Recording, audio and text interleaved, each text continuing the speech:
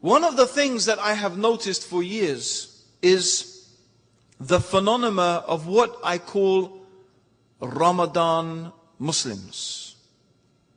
There are some people who are really only Muslim in Ramadan, although actually even when it comes to Ramadan, I don't know how really they are Muslim.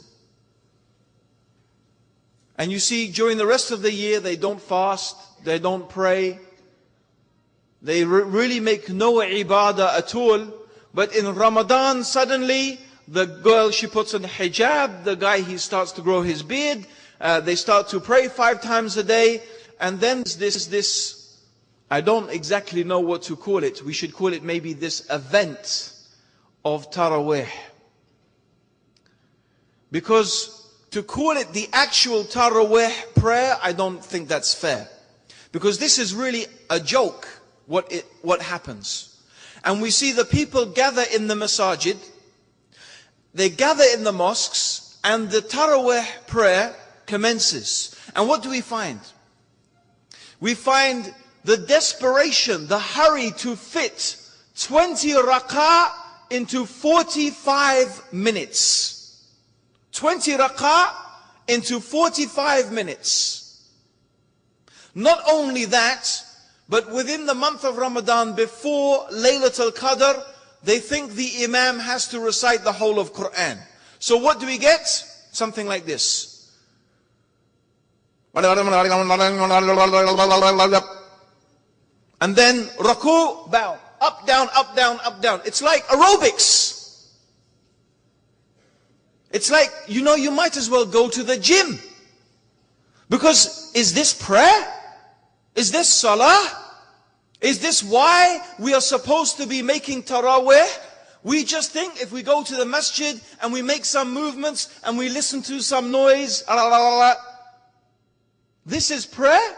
This is what Allah wants from us? But this is how the Muslims are these days. They think, I will just go to the masjid, I'll quickly fit the... And if the Imam, subhanallah, if the Imam was to take a little bit more time to recite the Quran a bit slowly, so you could actually hear some of the words and take 15 minutes longer, you'll see the people all complaining. All complaining. Because this is all it has become. The religion of Islam has become a series of rituals. Empty rituals. People who don't understand the meaning, the purpose. Of course, the Sahaba, when they would pray Taraweeh, they would pray the whole night. And they would finish just enough time to pray, to go and eat the breakfast before Fajr. That's it.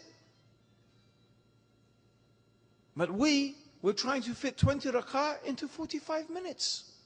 Is this what is the purpose of the Taraweeh? Is this what it is for?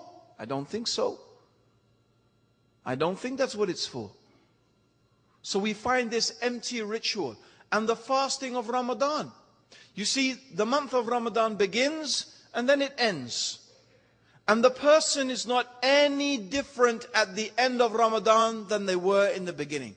After Ramadan has finished, they go back to doing all the same things that they were doing before.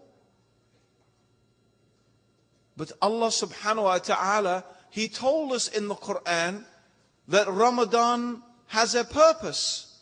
That there is a reason why Allah subhanahu wa ta'ala, He prescribed Ramadan. And Allah subhanahu wa ta'ala prescribed Ramadan, لَعَلَّكُمْ تَتَّقُونَ, that you may learn taqwa.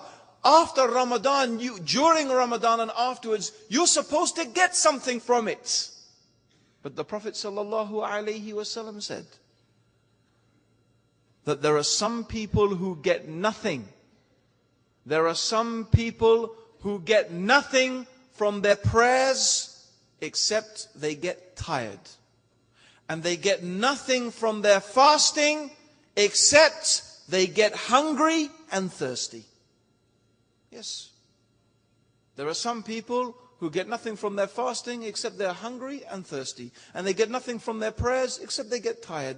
That's all they get from it. Meaning, really, they get nothing. Because they have not understood what is really the intention, what is the purpose, what is behind these things. And this is what we mean now by the inner dimensions of worship. What are these acts of ibadah? What are they supposed to do for us? Are they just supposed to be outward actions? We always go and ask, you find people will ask the scholars, oh, it's the same question over and over and over again in Ramadan. Am I allowed to use the miswak when I'm fasting? We hear the same question every year. Am I allowed this? Am I allowed this? They're asking these questions about this aspect, but you never hear people, hardly ever, asking the question about how can I make my Ramadan really transform me and change me and make me a better person and bring me closer to Allah. Because isn't that what it's supposed to be about? People ask about the fiqh of prayer. Shall I point my finger, wiggle my finger? Shall I raise my hands, put them here, put them here, put them here?